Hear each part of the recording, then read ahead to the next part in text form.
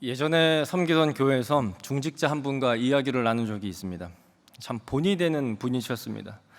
그분은 30년도 더 전에 강남에 살다가 집을 팔고 신앙생활을 더 잘하려고 교회 근처 강북으로 이사하신 분이셨습니다.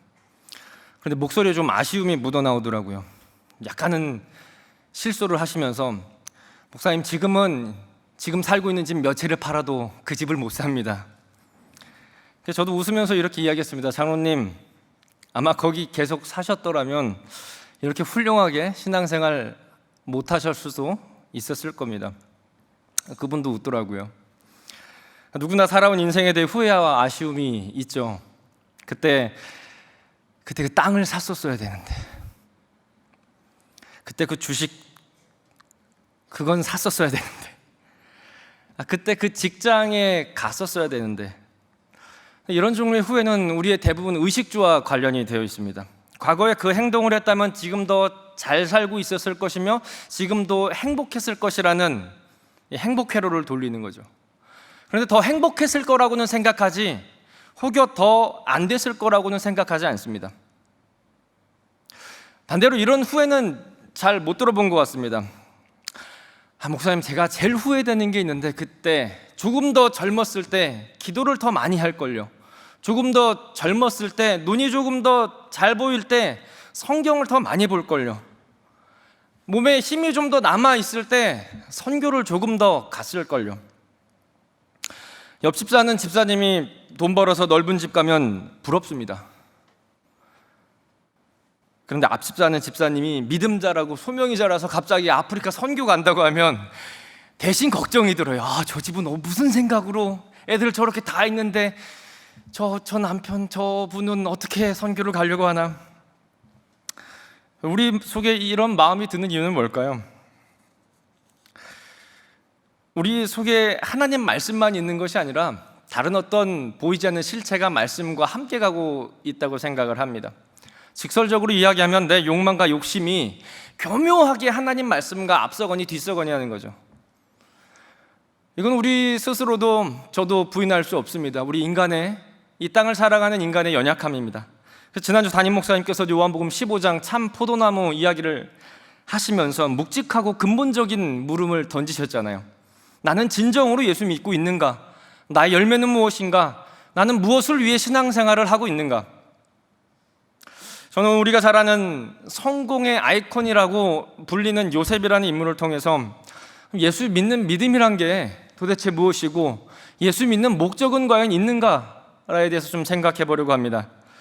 요셉의 이야기는 오늘 우리가 읽은 창세기 37장에서 시작합니다. 2절에서 이렇게 시작을 합니다. 야곱의 족보는 이러하니라. 요셉이 17세의 소년으로 그의 형들과 함께 양을 칠 때. 창세기는 크게 10개의 족보를 말하며 이야기가 전개가 됩니다. 하나님의 언약이 인간을 통해 어떻게 진행되고 성취되는지를 족보를 통해 보여주는 거죠. 오늘 2절부터 시작되는 족보는 창세기 10개의 족보 중에 가장 마지막 족보에 해당합니다. 야곱의 족보를 말하면서 그 중심에 야곱의 11번째 아들 요셉에 대해서 이야기를 합니다. 오늘 말씀에도 보니 요셉은 아버지의 사랑을 독차지했습니다. 여러 장신구가 딸린 비싼 옷을 요셉만 줍니다. 어떤 학자는 이 옷이 유산 상속을 의미한다라고도 해석을 합니다. 장자권을 말한다고요. 요셉은 이 아들 서열로는 11번째지만 야곱은 자신이 유일하게 사랑한 라헬의 첫째 아들 요셉을 진정한 장자라고 생각할 수도 있습니다. 노골적으로 편애한 거죠. 오늘 말씀해 보니 요셉이 형들의 잘못된 행동을 고자질한 것처럼 보이는데요, 그 잘못된 행동을 다 낱낱이 일러바친 것이 아니라 형들의 무수한 악한 행동들 중에서 그 중에 정말 악하고 악한 것들, 이것은 우리 가족을 위해 말해야 된다라고 생각한 선별적인 것만 아버지에게 이야기한 겁니다. 게다가 성경을 좀 보면은 요셉이 꿈꾼 이야기 잘 아시죠? 형들에게 하죠. 형들이 나한테 절을 했어요. 형들이 이 이야기를 듣자 미움이 증오로 변합니다. 그리고 형들은 복수할 기회를 노리죠. 그리고 복수할 기회가 찾아옵니다. 요셉이 혼자 형들에게 옵니다.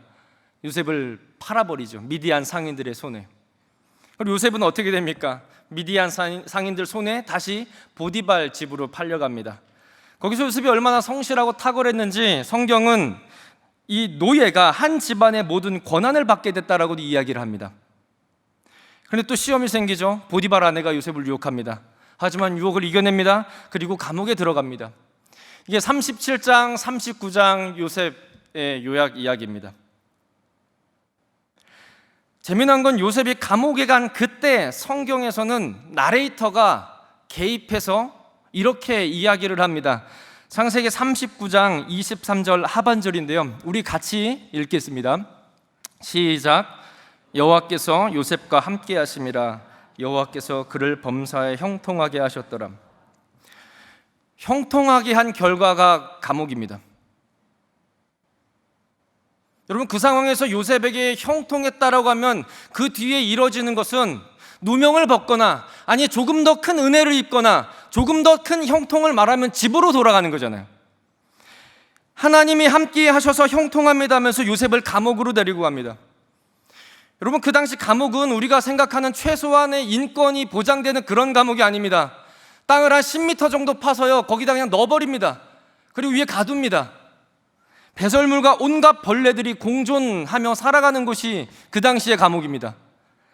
고대 형벌이 담긴 기록에 따르면요, 그 감옥에 거미, 전갈 등을 넣기도 한답니다.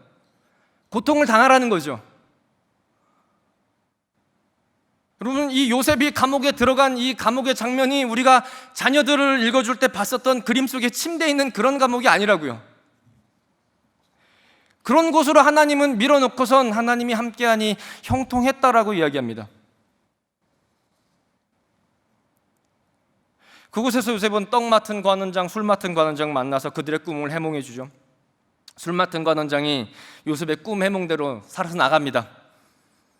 그리고 그나마 요셉이 이 사람 덕분에 나가면 그나마 형통해 보이는데 40장 23절에서 관원장은 요셉을 잊어버립니다. 그리고 시간은 2년이 흘러서 41장 1년에 만 2년 후에 이렇게 성경은 이야기합니다. 이쯤 되면 매일매일 하나님 욕해도 저는 이해가 됩니다. 너무하잖아요. 형통한데 그 온갖 배설물과 전갈, 거미들이 득실하는 그 감옥에서 2년을 버티게 합니다. 버텨야 됩니다. 2년이 있어야 됩니다. 성경은 2년 후를 바로 이야기를 합니다. 바로 왕이 해괴한 꿈을 꾸죠. 그리고 그 꿈을 해몽해달라고 이야기를 합니다. 이집트에서 꿈은 신이 왕과 소통하는 수단입니다. 그래서 이집트 왕궁에는 그 꿈을 해석하는 사람들이 반드시 많이 있었습니다. 그 점술가들에게 이야기를 하는데 해석을 못합니다. 그때 술 맡은 관원장이 그때 기억을 해냅니다. 걔가 있었지. 요셉은 바로 왕 앞에 섭니다. 그리고 즉시 왕의 꿈을 이야기하고 해석해 주죠. 재밌어요. 바로는 요셉을 애굽의 총리로 세워버립니다. 46절, 우리가 읽은 41장 46절에 요셉의 그때 나이를 이야기를 합니다. 요셉이 바로 왕 앞에 설 때 30살입니다. 37장에서 17살의 나이로, 17살의 나이로 소개되죠. 그리고 41장 46절에 30살의 나이에 총리가 됨을 말합니다. 여러분, 나이를 언급하는 것은 분명히 의미가 있죠. 성경은 요셉이 가장 인간이 예민했던 청소년 시기와 20대 시기 전부를 혹독한 시절에서 견뎌냈다라고 성경은 이야기하는 겁니다. 이후에 요셉의 나이는 한 번 더 기록이 됩니다. 50장 22절에 가서 요셉이 죽을 때 110세라. 여러분, 14년의 삶이 4장에 걸쳐 기록되어 있습니다. 10분, 아니 15분이면 읽을 수 있습니다. 보디발 집 이야기 한편, 감옥에서의 이야기, 바로왕 앞에 선 꿈 해몽 이야기, 총 3가지의 스토리로 기록이 되어 있습니다. 14년의 삶이요. 어떤 사람은 이 이야기를 하나님을 믿고 고난을 이겨낸 요셉의 성공 스토리로 이야기를 합니다. 여러분, 이런 성공 하고 싶습니까? 이게 성공신화입니까? 하나님 잘 믿고 버티면 마침내 부자가 됐습니다라는 게 우리가 요셉 이야기를 듣고 가지고 가야 될 이야기일까요? 저는 우리가 이곳에서 성경이 말하지 않은 14년의 요셉의 삶을 좀 깊이 생각해 보려고 합니다. 10분 정도면 읽어내는 4장짜리 요셉 이야기가 아니라 14년을 끔찍한 상황에 살았던 요셉이란 인물을 조금 더 같은 인간으로서 살펴보자는 겁니다. 근데 좀 더 재미난 건요, 요셉의 아버지 야곱이잖아요. 야곱이 아버지를 속여서 도망가서 삼촌 라반의 집에서 우여곡절을 겪은 기간도 14년이라고 성경은 이야기합니다.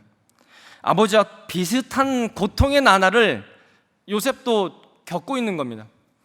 조금 다른 건 야곱은 스스로 속여서 도망갔지만 요셉은 형들의 손에 팔려갔잖아요. 어쩌면 아버지보다 더 분하고 힘든 시절을 겪었던 게 요셉입니다. 애굽 땅에서 부모와 형제 없이 14년간을 혼자 산 청년입니다. 자의가 아니라 17년을 그것도 함께 지낸 형들의 손에 비참하게 팔린, 그러면은 형들은 요셉을 뭐라고 생각했던 겁니까, 그동안? 여러분, 이보다 더 비참한 인생 없잖아요. 억울함, 자괴감, 우울, 증오, 절망, 원망 모습이 나타나야 여러분 정상이잖아요. 내 인생이 이렇게 된 것은 누구 때문이야, 비난으로 한평생을 살아도 우리는 그래, 그럴 수 있어, 그래, 그 정도의 인생을 살았으면 그럴 수 있어 라고도 이해가 되는 인생입니다. 여러분, 요셉은 뭐 감정도 없고 억울함도 없고 그런 어떤 믿음으로만 살아갔던 초인이 아닙니다. 43장에서 동생 베냐민을 만나자 어떻게 합니까? 보자마자 마음이 북받쳐서 뒤로 들어가서 오열하지 않습니까? 여러분, 인생에서 가장 중요한 10대 후반과 20대 통째를 억울함으로 고통의 세월을 보낸 게 청년이 요셉입니다. 14년 정도를 날로 계산하면 5,000일이 넘습니다. 분명히 요셉이 평안했던 날보다 외롭고 힘들고 억울하고 고통스럽고 울었던 날이 더 많았을 겁니다. 아버지와 동생 하나밖에 남지 않은 이 동생 베냐민을 보고 생각하면서 얼마나 울었을까요? 또 하나님께 묻지 않았을까요? 하나님, 나 지금 형통한 거 맞습니까?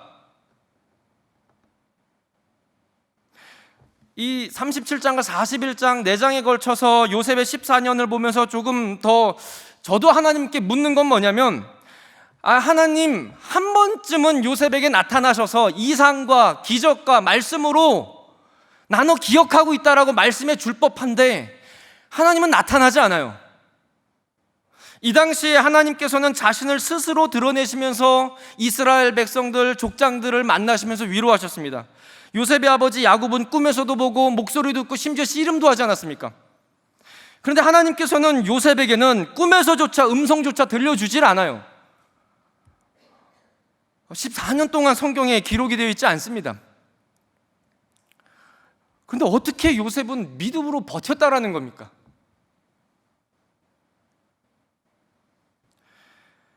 자신을 판 형들에 대한 증오는 당연히 증폭돼야죠.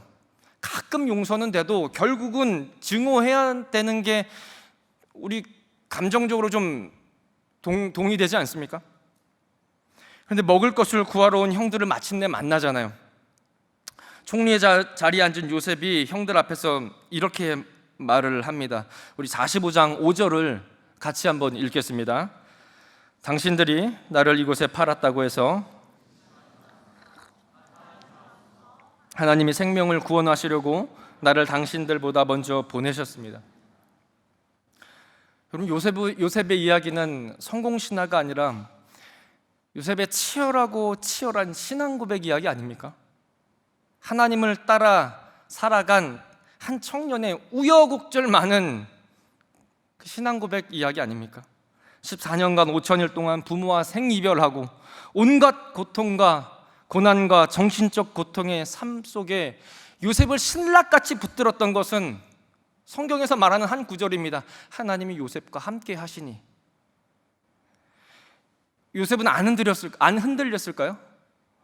수없이 원망했겠죠. 수없이 좌절했겠죠. 불신도 했을 겁니다. 그런데 그 절망의 순간에 요셉을 건진 건 하나님이 나와 함께 하신다라는 그 신락 같은 믿음이었다고요. 그래서 성경에서는 요셉의 믿음을 보고 감옥에서도 형통했습니다라고만 이야기를 합니다. 우리도 많이 들어본 괴테라는 유명한 독일의 작가가 그의 유명한 책 파우스트에서 이런 문장 하나를 씁니다. 어두운 충동에 사로잡힌 선한 인간은 바른 길을 잘 의식하고 있다. 어두운 충동에 사로잡힌 선한 인간은 바른 길로 마침내 간다. 여러분, 요셉이 보디바라의 유혹을 떨쳐냈을 때 우리가 만화나 아이들 읽어주는 그림에서 보듯이 멋지게 이러시면 아니 됩니다 하면서 옷을 던지면서 떨쳐내서 단 1의 흔들림도 없이 갔을까요? 여러분, 그 당시 노예들은 성적 놀이개로도 착취당했던 게 당연하다고 인식되던 게 노예들의 상황입니다. 게다가 보디발의 아내는 그냥 단 한 번 욕정에 올라가서 유혹했을까요? 유대인 주석인 미드라시에 보면요, 이렇게 이 여인을 이야기를 합니다. 그녀는 요셉을 유혹하려고 아침, 점심, 저녁으로 옷을 갈아입고 유혹했다. 여러분, 보디발 아내가 요셉과 동침하자고 해서 그건 명령법이었습니다. 그 명령을 뿌리치고 박차고 나가면 요셉이 어떻게 될지 몰랐을까요? 죽으면 죽겠습니다라고 박치고 나간 건 목숨 걸고 나간 겁니다. 이 신앙 고백에 여러분 단 1의 흔들림도 없었을까요? 무수한 어두운 충동에도 불구하고 하나님의 사람 요셉은 마침내 바른 길을 찾아 잘 도망간 거죠. 그냥 하나님께 던진 겁니다. 이 후는 당신께 맡깁니다. 우리도 그렇잖아요. 매일매일이 어두운 충동입니다. 이번 한 번만, 이런 말을 잘해요. 눈 한 번만 딱 감자. 과장님, 눈 한 번만 딱 감고요. 사람들 다 그렇고 그렇게 하는데, 여러분, 요셉은 우리가 범접하지 못할 신앙 영웅이 아니에요. 우리가 겪을 것 다 그 이상 다 겪으면서 이 꽉 깨물며 신앙을 지킨 믿음의 선배입니다. 감옥에서 요셉이 이 기간만 버티면 부자가 되고 이 기간만 버티면 잘 먹고 잘 살 거라고 생각을 했을까요?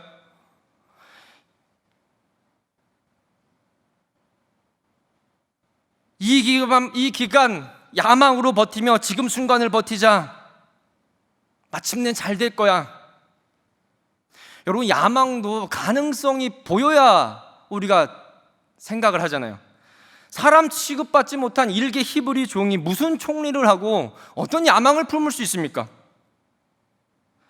여러분, 그때 몇 년 전에 형들에게 꾸었던 그 꿈이 요셉의 그 고통을 견디게 했을까요? 여러분, 성경은 꿈 사건 이후에 그 꿈 이야기를 총리가 된 다음 형들이 요셉 앞에 절을 했을 때 그때 요셉에게 생각나게 합니다. 꿈이 요셉을 버티게 한 것이 아니라고요.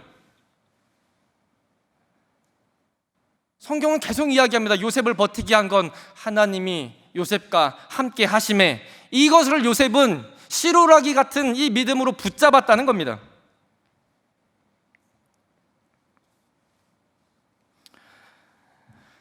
이 20대 초반에 저도 큰 열정이 있었습니다. 사회 부조리와 어떤 개인적인 부족한 형편으로 하나님과 많이 끊임없이 싸웠습니다. 왜요? 하나님, 누구보다 정직하게 신앙생활하는 우리 가족이, 게다가 기도도 성경도 제일 많이 하는 목사의 가정이 지지리도 가난한 게 말이 됩니까? 답을 안 줘요. 대학 가서 열심히 공부했습니다. 공부한 일은 단 하나입니다. 장학금 타야 돼서요. 학교 다닐 땐 과외도 하고 여기저기 아르바이트 했습니다. 2003년 정도 된 것 같아요. 정말 무더웠어요.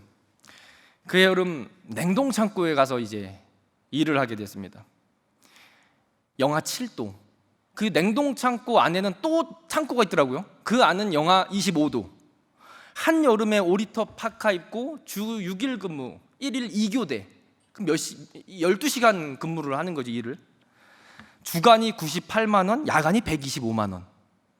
야간을 하고 싶었지만 주일날 교회를 가야 돼서 전 주간을 했습니다. 왜냐하면 저는 목사의 아들이었기 때문에. 아이스크림 창고였어요. 트럭이 오면은, 엄청난 큰 트럭이 오면 내리는 거예요. 내려서 조그만 트럭이 오면 실는 거예요. 아이스크림 한 개, 두 개는 가볍잖아요. 그런데 8박스, 10박스는 무겁더라고요. 그때부터 제가 안 먹은 아이스크림 한 개 있어요. 빠삐꼬. 제일 무거운 게 빠삐꼬예요. 저는 길거리에 빠삐꼬 먹는 아이들이 있으면 너무 싫더라고요. 너무 힘이 들어서 수십 명이 일을 하러 와도 하루 이틀 하고 안 나오더라고요. 하루 이틀 하면 월급, 돈을 안 주거든요. 시간이 군대보다 안 가는 거예요. 3주 정도 하는데 한 달만 채우자, 한 달만 채우자. 그 98만 원이라도 받아야 되지 않냐, 한 달만 채우자. 3주 정도 하는데 위기가 찾아오는데 육신의 피로보다 더 위험한 건 이 마음의 원망이에요. 내가 왜 여기서 이딴 일을 해야 되지? 내 친구들은 방학에 해외 놀러 간다는데 나는 왜 냉동창고에서 12시간 여기서 뭐 하는 건가? 남들은 수영장 가는데 나는 왜 5리터 파카를 입고 있는 건가? 원망이 시작되니까 끝이 없어요. 하나님부터 시작해가지고 나라님, 미국 대통령 다 욕하는 거예요. 그냥 엄청 욕했어요. 그냥 계속 원망이 나는 거예요. 꽤 오래 갔어요. 이 일 끝나기 한 이틀 전에 여전히 빠삐꼬 나르면서 씩씩대는데 불쑥 이런 마음이 드는 거예요. 야, 그래도 네가 사지 멀쩡해서 이 일이라도 하고 있지 않냐? 야, 월급이라도 받을 수 있는 그 젊은 체력이 있어서 고기도 사 먹고 등록금 낼 수 있지 않냐? 그 돈으로 너가 제가 신학 공부하고 있었거든요. 신학을 공부하고 있지 않냐? 정말 사소한 것 하나부터 시작해서 하나님이 나를 지키시고 인도하신다라는 생각에 막 눈물이 막 쏟아지는 거예요. 영하 7도, 영하 25도에서 울면은 얼어버려서 울면 안 되는데 눈물이 멈추지 않는 거예요. 한 2-3시간을 계속 기도하면서 감사하면서 계속 일했어요. 정말 아주 유치한 신앙 고백이죠. 그런데 그게 제 인생의 전환점이었어요. 원망과 절망이 넘치고 설명이 안 되는 문제가 10수년간 나의 삶에서 계속 미적지근하게 지속될 때, 여러분, 하나님이 나를 건지신 것은 언젠간 은서봐 좀 견뎌라, 너는 부자가 될 거야가 아니라 하나님이 내 삶을 만지시고 함께 하시고 섭리해 가신다는 거죠. 그래서 10년 전을 생각하면 그곳이 정말 저에게는 형통했습니다. 우리가 조금만 더 깊이 요셉을 생각해 봅시다. 그러면 요셉의 이야기의 핵심은 요셉의 굳건한 믿음이 전부일까요? 여러분, 요셉의 신앙 고백 앞에는 항상 주어가 하나씩 따라다녔습니다. 그 주어가 뭐냐면 바로 여호와라는 주어입니다. 39장 2절, 3절, 21절, 41장 16절, 45장 5절. 요셉의 이 진정한 고백 앞에는 항상 자기 자신 내가가 있는 게 아니라 여호와는, 하나님께서, 여호와께서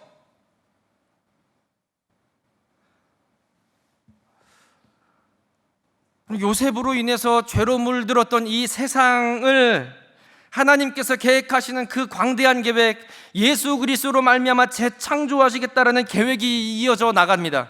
창세기 15장에서 아브라함에게 했던 너의 자손을 통해서 자손이 별과 같고 많아질 것이라는 약속이 요셉을 통해 멈추지 않고 이어지는 거예요. 야곱의 우선 70명이 요셉이란 가족의 이유로 고센 땅을 하사받잖아요. 비록 출애굽기 요셉을 알지 못하는 왕이 등장해서 억압하지만 430년 동안 70명의 사람들이 어마어마하게 인구가 증가하잖아요. 그 하나님의 엄청난 섭리하심 그 중심에 여러분 누가 있던 겁니까? 요셉이요. 그렇다면 믿음 좋은 요셉이 마침내 총리가 됐습니다가 아니라 하나님의 광대하신 구원사에게 요셉이란 한 우여곡절만 그 인생을 겪은 청년이 사용됐다라는 게 주제 아닐까요?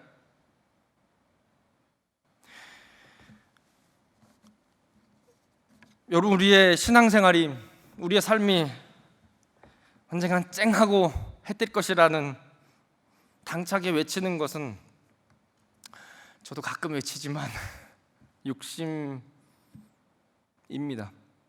자기 최면일 수도 있습니다.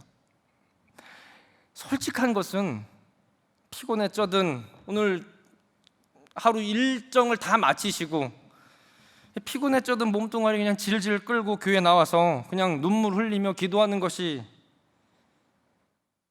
형통이고, 내가 가는 건지 습관 따라서 교회 오는 건지 몰라도 교회 와서 인생 한탄하고 하나님 원망해도 어느새 내가 교회에 앉아있다라는 것, 그때 하나님의 섭리라는 그 실오라기라는 믿음 하나 잡으면 된다라는 겁니다. 그 실오라기 믿음이 우리의 삶을 이끌고 가고 하나님이 함께 하시니 그래도 형통합니다라는 고백을 좀 가끔 하시면 돼요. 그러면 또 살아갈 힘이 생기는 겁니다. 그러니 내가 붙잡는 것처럼 보여도 성령님이 계속 붙잡고 가시는 겁니다.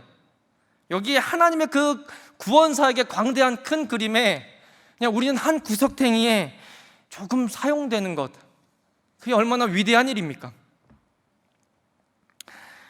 예전에 교회에 있으면서 청년 두 명이 이야기하는 것을 제가 좀 엿들었어요. 옆에서 얘기를 했기 때문에 엿들은 건 아닙니다. 일부러 직장을 옮기는 것에 대해서 이야기를 하더라고요. 옮긴 직장이 좀 마땅치 않나 봐요. 그러면서 이제 막 이직한 청년이 이렇게 이야기를 하더라고요. 나는 이미 오래전에 잘못된 선택을 한 것 같아. 한숨 내쉬더라고요. 그러니까 이미 오래전에 잘못된 선택을 했으니 뭐 큰 의미를 어디를 가든 이제 두지는 않는다라는 의미인 것 같아요. 그때 딱히 뭐라 할, 위로할 말이 생각이 안 들더라고요. 근데 제가 요셉의 삶을 보면서 그 말을 한 청년의 모습이 계속 생각이 나는 거예요. 근데 그 청년만이 아니라 우리도 계속 몇 번쯤은 생각해 본 질문이잖아요. 그래서 요셉의 말을 들어 그때 못한 답을 좀 하고 싶어요. 당신은 선택을 잘못해서 그렇게 살아가는 인생이 아니라 하나님이 함께 하시니 그냥 형통한 인생이라고요. 그래서 오늘 말씀을 통해 조금의 반전이 우리 삶에 있었으면 좋겠습니다. 하나님이 나와 함께 하시니 형통하다라는 것 쉽지 않습니다. 그러니 요셉의 14년 모질고 험난한 삶을 우리에게 보여주는 거잖아요. 영웅 스토리가 아니라 나와 별 다르지 않는 그냥 신앙 선배 이야기를 들려주는 거잖아요. 여러분, 주사 맞을 때 아플 거라 수없이 다짐하고 맞으면 안 아픈가요? 아프잖아요. 고난도 마찬가지인 것 같아요. 수없이 글로 말로 되새겨도 정작 내가 고난에 처해지면 정신 못 차립니다. 그래도 신앙의 방향이 내 욕심을 이루는 것이 아니라 십자가의 길을 걷는 것임을 꾸준히 생각하고 묵상하면 무서운 광풍이 몰아칠 때 좀 덜 흔들리고 혹 넘어져도 다시 일어날 수 있는 맷집을 우리는 만들어갈 수 있다는 겁니다. 여러분, 요셉이 14년간 단련된 맷집으로 이후 80년을 이 애굽에서 살아갑니다. 14년간 단련된 맷집으로 80년을 이방인의 땅, 우상을 섬기는 그 애굽에서 살아갔다라는 거예요. 그래서 50장 24절 죽기 전에 요셉은 이렇게 신앙 고백을 합니다. 나는 죽을 것이나 하나님이 당신들을 돌보시고 당신들을 이 땅에서 인도하여 내서 아브라함과 이삭과 야곱에게 맹세하신 땅에 이르게 하시리라. 14년이 없었으면 뒤에 80년도 장담 못한 거죠. 사랑하는 성도 여러분, 하나님의 선하심과 인도하심을 바라보며 믿음으로 이 세상을 살아갑시다. 우리에게 들리는 것은 참 쉽지 않아요. 있는 자들은 잘 되고 참 너무 혼란스럽습니다. 그럴 때 우리 요셉의 이야기를 돌아서 하나님이 함께 하시니 나는 형통한 삶이구나, 하나님이 나와 함께 하시니 나는 형통한 삶이구나, 라는 고백이 우리의 고백이 됐으면 좋겠습니다. 마지막 말씀 한 구절 읽고 우리 찬양하고 기도하겠습니다. 로마서 5장 3절에서 4절, 바울 사도가 이 시대를 살아가는 우리에게 주는 권면입니다. 우리 함께 읽겠습니다.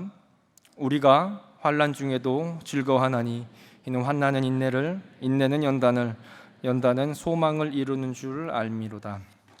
아멘. 우리 같이 나의 피난처 예수, 우리 같이 찬양하고 기도하겠습니다.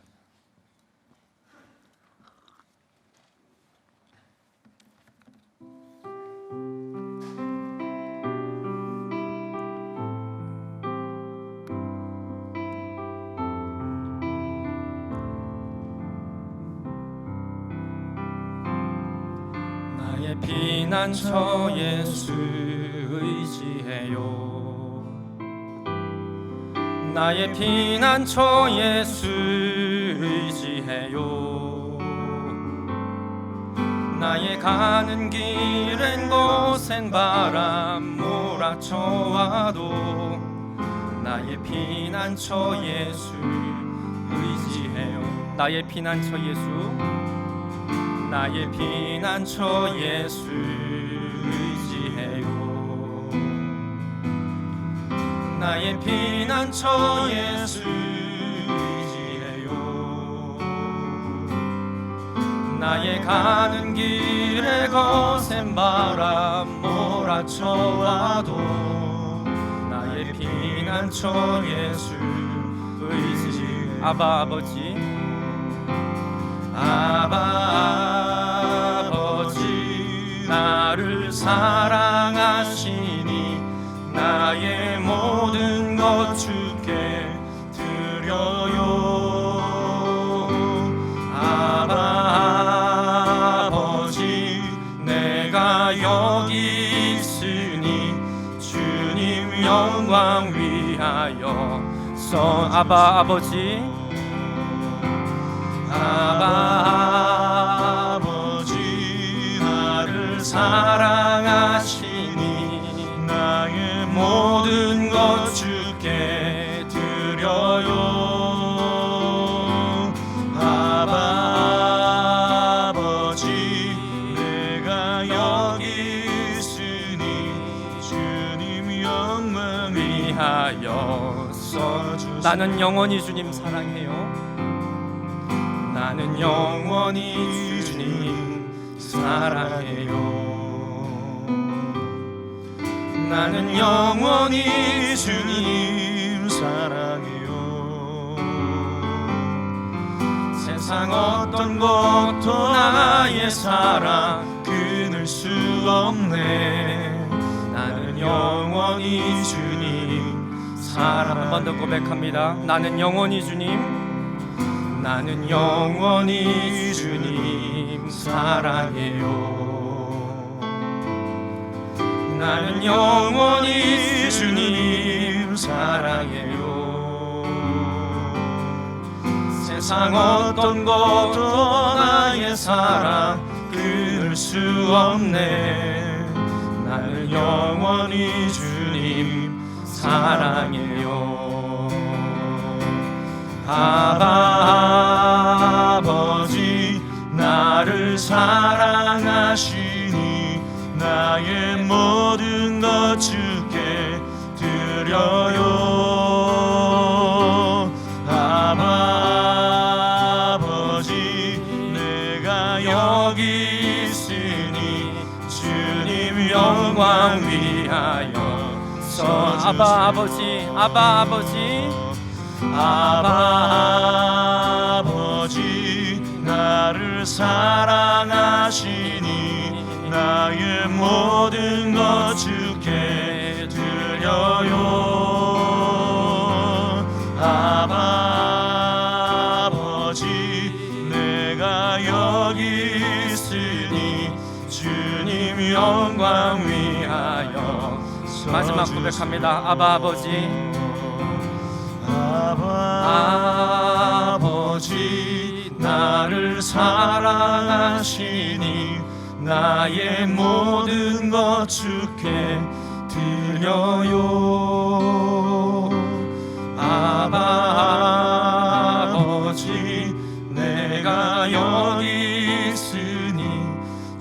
주님 영광 위하여 서주세요. 말씀 생각하면서 우리 기도하고 자리를 떠나겠습니다. 기도합시다. 하나님 아버지, 요셉의 삶을 통해 나의 삶도 비칩니다. 요셉이 많이 비슷합니다. 아니, 요셉보다는 나의 삶이